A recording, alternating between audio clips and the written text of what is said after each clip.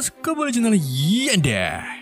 Di video ini saya akan mendongeng alur cerita film 300 yang dirilis pada tahun 2007.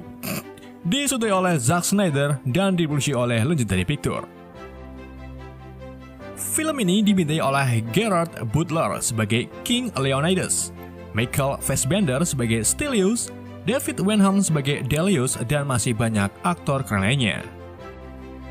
Jadi film ini mengisahkan seorang raja Sparta yang membawa 300 prajuritnya untuk berperang melawan raja Persia yang memiliki 300.000 tentara. Gimana kisah selanjutnya? Mari kita simak alur ceritanya. Film ini dibuka dengan suara Pak Bagong yang menjelaskan tentang kerasnya perjalanan anak laki-laki untuk menjadi pria Spartan sejati, di mana setiap bayi laki-laki yang baru lahir akan diperiksa oleh seorang dukun. Jika ada bayi yang terlahir cacat atau terkena sindrom joget, maka bayi tersebut akan dibuang ke jurang yang penuh dengan tulang belulang. Ketika anak-anak beranjak umur 5 tahun, mereka mulai dilatih bertarung oleh prajurit Spartan. Dan setelah menginjak umur 7 tahun, mereka dipisahkan dari ibunya untuk dilatih lebih keras lagi, seperti bewan sampai koit dan dicambuk sampai tak memiliki rasa sakit saat ditempiling.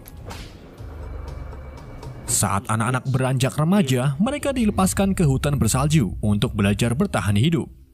Sepanjang sejarah, ada salah satu anak bernama Leonidas yang tak sengaja bertemu dengan serigala buas. Ia memancing serigala masuki lorong tebing sempit, kemudian membunuhnya dengan kayu runcing. Leonidas lalu pulang ke kampung halaman sambil membawa kulit serigala yang ia bunuh. Dan berkat keberaniannya itu, Leonidas diangkat menjadi Raja Spartan oleh ayahnya sendiri yang juga merupakan Raja Spartan. Hari menjadi bulan dan bulan menjadi tahun. Kini Leonidas sudah mempunyai istri bernama Ratu Gorgo dan dikaruniai anak laki-laki bernama Pleostarskus.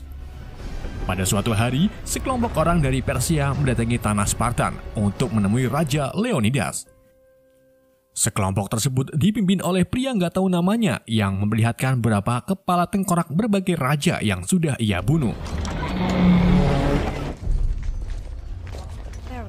Setelah mereka bertemu Leonidas, nggak tahu namanya menjelaskan kalau kedatangannya ke sini atas perintah Raja Persia yaitu Xerxes yang mengaku sebagai dewanya dewa. Xerxes juga merupakan raja paling berkuasa dan sudah mengambil alih beberapa negara untuk tunduk kepadanya. Gak tahu namanya lalu mengatakan kalau Xerxes ingin mengambil alih Spartan dan meminta Leonidas tunduk kepada Xerxes. Tentu saja Leonidas menolak sambil mengatakan kalau dirinya tak terima jika wanita dan anak-anak Spartan nantinya dijadikan budak. Gak tahu namanya lalu kembali memperingati Leonidas agar tak melakukan penolakan karena itu bisa berujung peperangan yang membuat warga Spartan mati di tangan Persia. Ia juga mengatakan kalau Xerxes dan ratusan ribu pasukannya sedang dalam perjalanan ke sini. Leonidas yang tak pernah kena mental pun malah menantang Xerxes, lalu menendang gak tahu namanya beserta kelompoknya ke dalam sumur gelap. Mengetahui kalau kotanya akan diserang, Raja Leonidas pun pergi ke kuil kuno di atas tebing untuk berkonsultasi kepada Epor yang merupakan iman para dewa dan memiliki bentuk tubuh tak normal dari manusia biasa. Di Sparta memang ada sebuah adat yang bahkan raja pun harus izin kepada Epor sebelum pergi berperang. Setelah bertemu Epor, Leonidas meminta izin untuk berperang nanti besok dan menjelaskan bagaimana ia akan menyerang Persia dari gerbang utara. Hal ini Leonidas lakukan untuk menahan pasukan Persia. Namun hal itu ditolak oleh Epor karena ritual suci Kernian akan segera tiba tepat di akhir bulan ini. Leonidas terus memohon kepada Epor sambil memberikan sekarung emas agar Epor mau mengizinkannya berperang. Melihat sekarung emas, Epor pun menuruti kemauan Leonidas. Namun sebelum itu, Epor harus memastikan terlebih dahulu melalui Oracle. Oracle adalah gadis paling cantik di Spartan yang dipaksa tinggal bersama Epor. Epor lalu membacakan mantra kepada Oracle yang membuat Oracle menari-nari sambil dikelilingi roh-roh leluhur mereka. Setelah itu, Epor mendekati Oracle untuk mengetahui jawabannya. Oracle mengatakan tentang kebenaran yaitu Spartan akan jatuh dan Leonidas tak boleh berperang. Jalan satu-satunya ialah surrender. Mendengar pernyataan tersebut, Leonidas pun marah. Ia pergi dari kuil dan memutuskan untuk membangkang perintah Oracle. Setelah Leonidas pergi, utusan dari Raja Xerxes datang menemui Epor. Ia memberikan emas bergambar kepala Xerxes dan ternyata Eper sebelumnya sudah bersekongkol dengan Persia untuk mencegah Leonidas berperang. Gak cuma Eper, salah satu dewan anggota Spartan bernama Theron juga terlibat dalam pengkhianatan ini.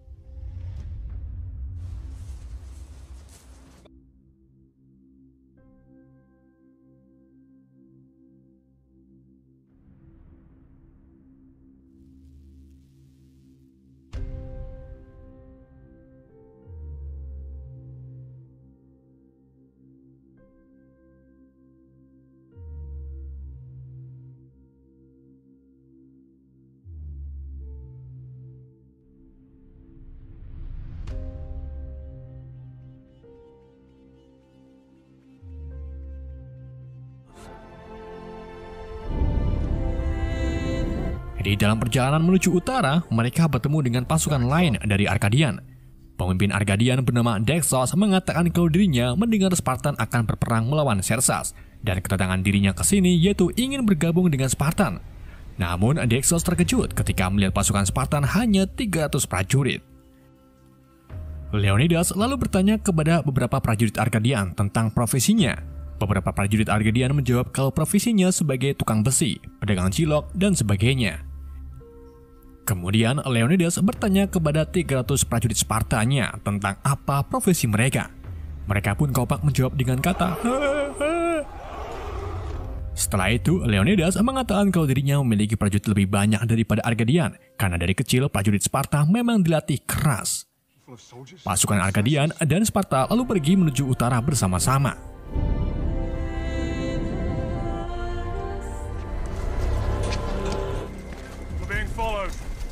Di tengah perjalanan, beberapa Spartan tiba-tiba melihat seseorang sedang mengamati mereka dari atas tebing.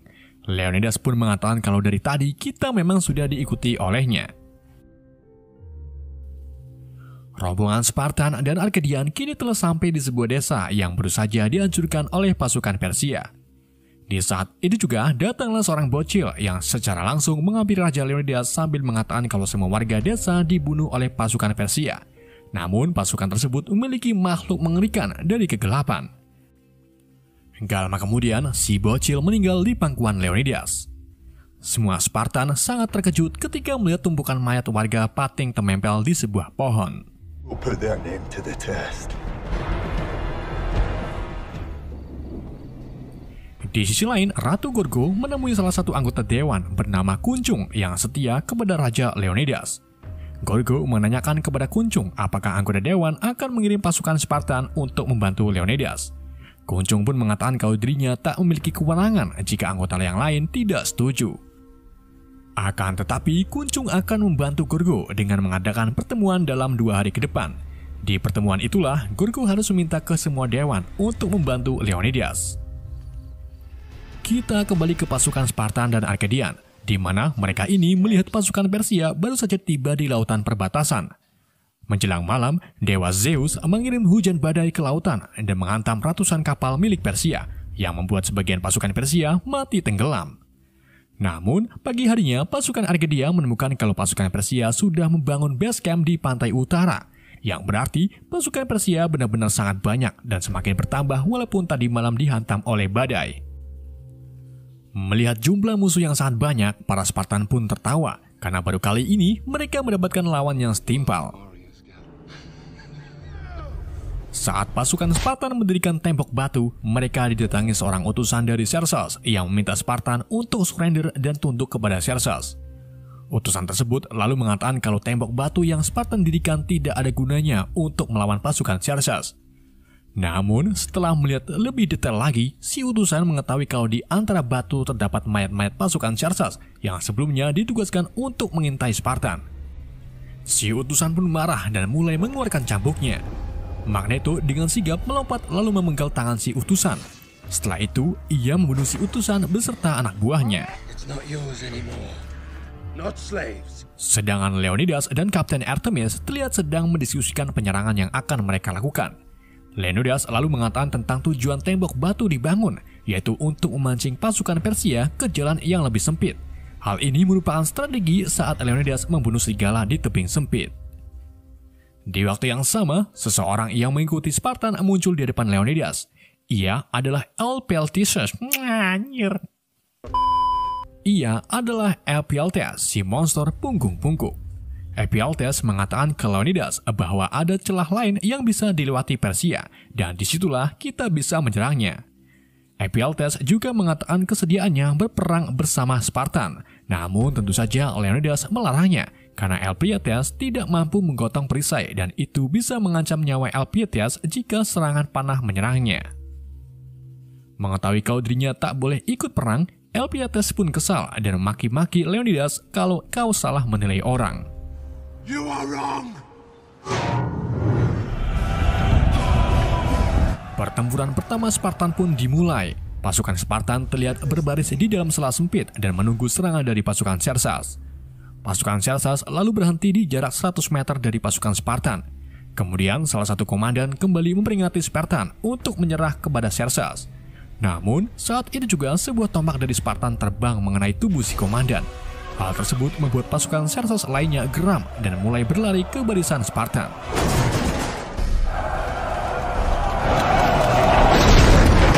Ketika pasukan Xerxes mendobrak barisan depan, Leonidas memerintahkan semua prajuritnya untuk mendorong ke depan lalu menusukkan tombaknya ke arah musuh. Hal tersebut tentunya berhasil membunuh barisan depan musuh dan terus sampai ke barisan terakhir.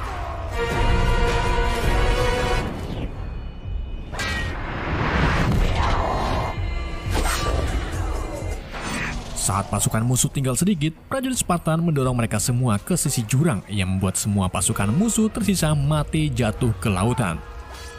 Setelah itu, sisa pasukan Persia menembakkan ribuan anak panahnya ke arah prajurit Spartan.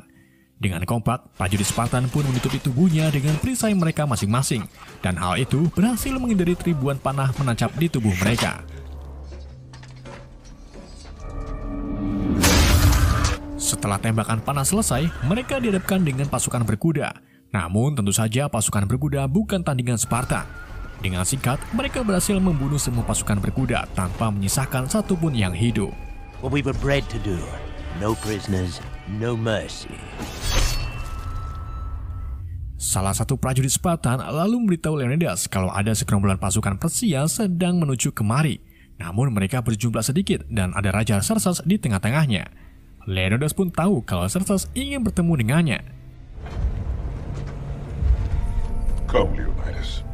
Setelah Leonidas dan Xerxes bertemu, Xerxes kembali menawarkan Leo kesempatan untuk tunduk kepadanya. Jika Leo nurut, maka ia akan memberikan pangkat jenderal serta kekayaan yang melimpah. Leonidas kemudian mengatakan kalau dirinya tidak akan pernah tunduk karena pahanya kram setelah membunuh ribuan pasukan Xerxes. Mendengar perkataan tersebut, Xerxes pun marah. Ia bersumpah akan melenyapkan Sparta dari sejarah. Xerxes juga bakalan membunuh siapapun yang menyebut nama Sparta. Dengan begitulah, semua orang akan melupakan Sparta. Xerxes kemudian kembali ke base camp dan siap untuk melakukan penyerangan berikutnya.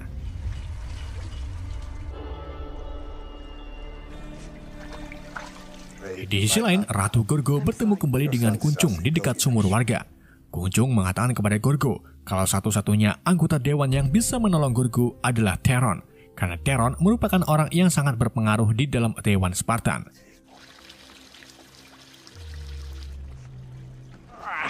Kita kembali ke Leonidas, di mana Leonidas dan prajuritnya kembali membuat tembok kedua dengan mayat-mayat pasukan Xerxes. Pada malam harinya, pasukan Xerxes mulai bertentangan, namun kali ini Xerxes menggunakan prajurit abadi khas Persia yang memiliki monster tanpa jiwa dan juga topeng emas di wajahnya. Saat salah satu pasukan abadi mendekati tembok mayat, pasukan Spartan langsung mendorong tumpukan mayat ke arah berlawanan, yang kemudian dilanjut dengan menusuk-nusukkan pasukan abadi dengan tombak.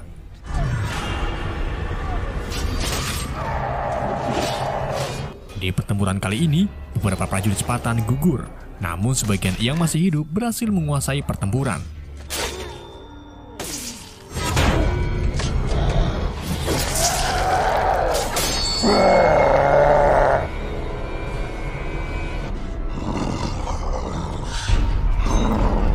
Leonidas lalu dihadapkan dengan monster tanpa jiwa.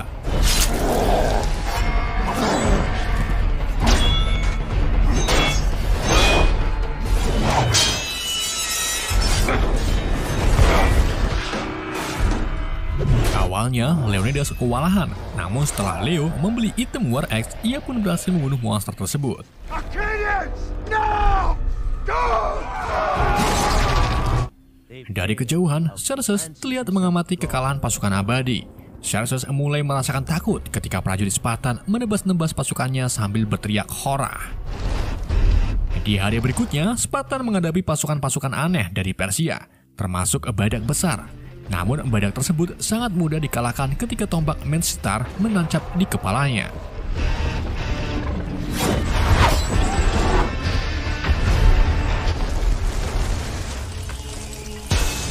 Di pertempuran berikutnya, Spartan dihadapkan dengan pasukan Magic Damage yang menggunakan mercon sebagai senjatanya. Namun, lagi-lagi Spartan berhasil mengalahkan mereka dengan sedikit taburan karbit di atasnya. Setelah itu, Spartan dihadapkan dengan pasukan gajah-gajah raksasa. Akan tetapi mereka tak ada gunanya setelah Spartan menggiringnya ke tepi jurang. Melihat pasukannya kalah, Xerxes pun mendisiplinkan para jenderalnya dengan menggal kepala jenderal yang kalah melawan Spartan.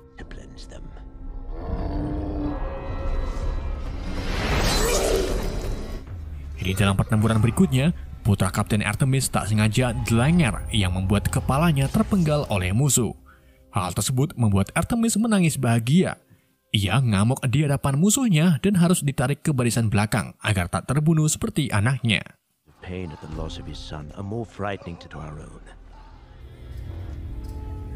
Di sisi lain, Elpiates terlihat berjalan menemui Xerxes di ruangan penuh dengan cacing kremi.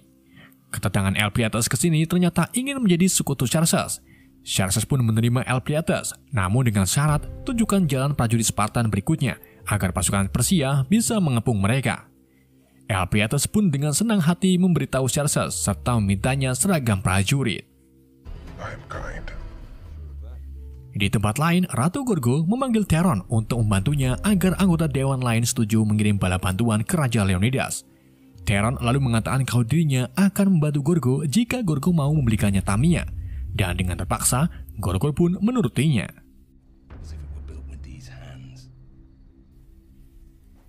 Kita kembali ke Leonidas dan cawan-cawannya, di mana Dexos ini memberikan informasi kalau Persia sudah tahu rencana kita selanjutnya. Jika kita maju, maka sama saja dengan bunuh diri. Leonidas lalu menegaskan kalau dirinya tak takut dengan Persia. Ia tetap maju walaupun harus berujung kematian. Dexos yang kena mental pun memutuskan untuk mundur bersama pasukannya. Setelah Dexos pergi, Leonidas berpidato di depan prajuritnya, di mana seorang prajurit Spartan harus berjuang sampai mati demi mempertahankan negerinya.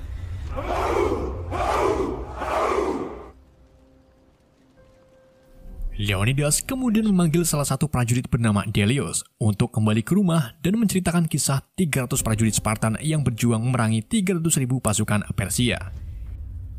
Leonidas lalu memberikan kalung dari istrinya kepada Delius dan memintanya untuk memberikannya kembali kepada istrinya. Delius pun nurut perintah Leonidas dan pergi ke rumah dengan mengendarai rusa.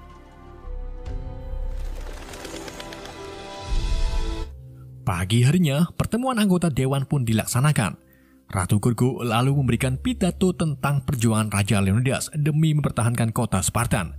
Gorgo juga minta kepada semua dewan agar mau mengirimkan bantuan kepada Leonidas. Saat itu juga, Theron menyambung pidato Gorgo. Theron mengatakan kalau Gorgo tidak menggambarkan seorang ratu karena tadi malam ia memberikan mainan Tamiya kepada Theron. Padahal Gorgo sudah tahu mainan Tamiya sangat dilarang di kota Spartan. Mendengar perkataan Theron, Gorgo pun marah. Ia mengambil pedang milik penjaga dan langsung menusukkannya ke tubuh Theron. Saat itu juga puluhan koin emas bergambar Xerxes berjatuhan dari tubuh Theron. Dan disinilah terbongkar kalau selama ini Theron telah mengkhianati Spartan.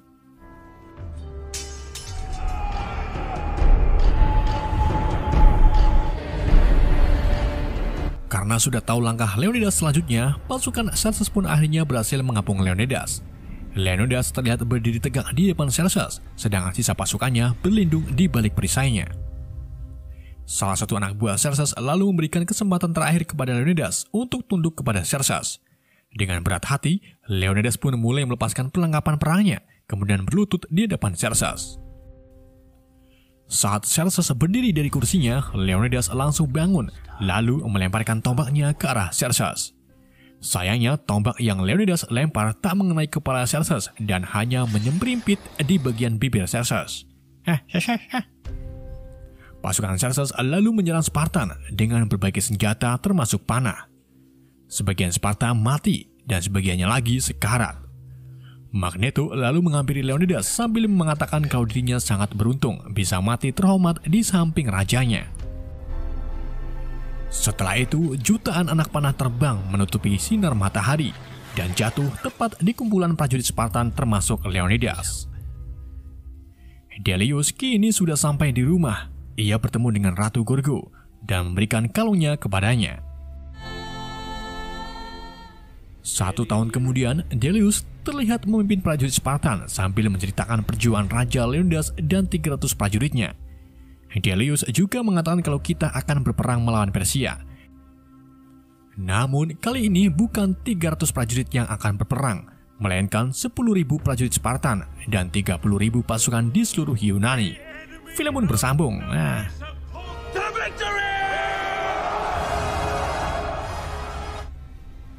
Oke, itulah alur cerita film 300. Semoga kalian terhibur dengan alur cerita yang saya bawakan. Pesan yang tidak bisa kita ambil dari film ini, hiduplah seperti Leonidas. Walaupun memiliki sedikit prajurit, tetapi ia selalu bersyukur dan yakin akan memenangkan perangan, walaupun akhirnya koet juga. Sekian dari saya, wassalamualaikum warahmatullahi wabarakatuh.